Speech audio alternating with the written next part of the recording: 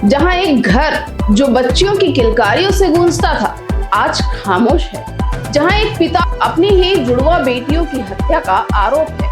और अब इस केस में सामने आया सच इतना डरावना है कि हर कोई सन्न है।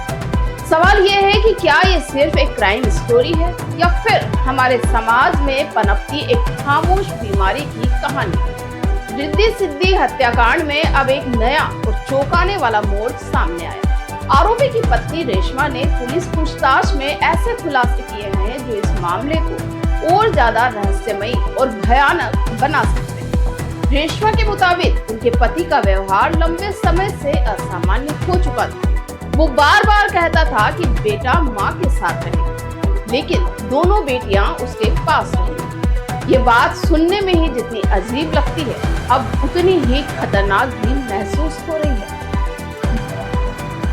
रेशमा बताती है कि दोनों की लव मैरिज साल 2014 में हुई। वो पश्चिम बंगाल के सिलीगुड़ी की रहने वाली है और उनके पति बिहार में मूल निवासी है। शुरुआत में सब कुछ सामान्य था, लेकिन धीरे धीरे रिश्ते में खामोशी, दूरी और एक अजीब सा डर घर करने लगा। पति का व्यवहार बदलता गया और परिवार एक तनावपूर्ण माहौल में जीने लगा। इस केस का सबसे चौंकाने वाला पहलू तब सामने आया जब रेशमा ने बताया कि घर के अंदर कई सीसीटीवी कैमरे लगाए गए थे। ये कैमरे सुरक्षा के लिए नहीं, बल्कि घर के हर सदस्य पर नजर रखने के लिए थे। यानी एक ऐसा घर जहां हर हरकत रिकॉर्ड हो रही है। लेकिन किसी को समझ नहीं आ रहा था कि ये निगरानी है या एक खतरनाक नियंत्रण। क्या ये सिर्फ शक था या फिर एक बीमार मानसिकता?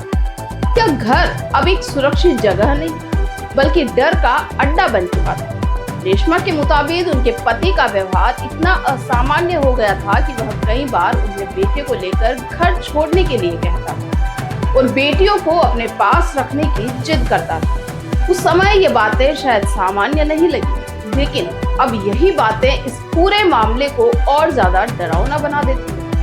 घटना की जानकारी पुलिस को सुबह करीब 4:30 बजे मिली और सबसे हैरान करने वाली बात यह है कि खुद आरोपी ने ही पुलिस को फोन कर इस हत्याकांड की सूचना दी। यानी एक पिता जिसने अपनी ही बेटियों को मौत के घाट उतारा और फिर खुद कानून को खबर दी। उस रात घर के अंदर क्या हुआ, कैसे हुआ, ये अभी जांच का विषय है। लेकिन इतना तय है कि ये सिर्फ एक पल का गुस्सा नहीं था, बल्कि इसके पीछे एक खतरनाक मानसिक स्थिति छिपी हुई है। फिलहाल पुलिस हर एंगल से जांच कर रही है। आरोपी से पूछताछ जारी है और इस बात को समझने की कोशिश की जा रही है कि आखिर इस जघन्य अपराध की असली वजह क्या है। लेकिन इस पूरी कहानी में सबसे बड़ा सवाल सिर्फ कानून से नहीं, बल्कि समाज से भी है। क्या हम अपने आसपास के लोगों के व्यवहार में आए बदलाव को नजरअंदाज कर देते हैं?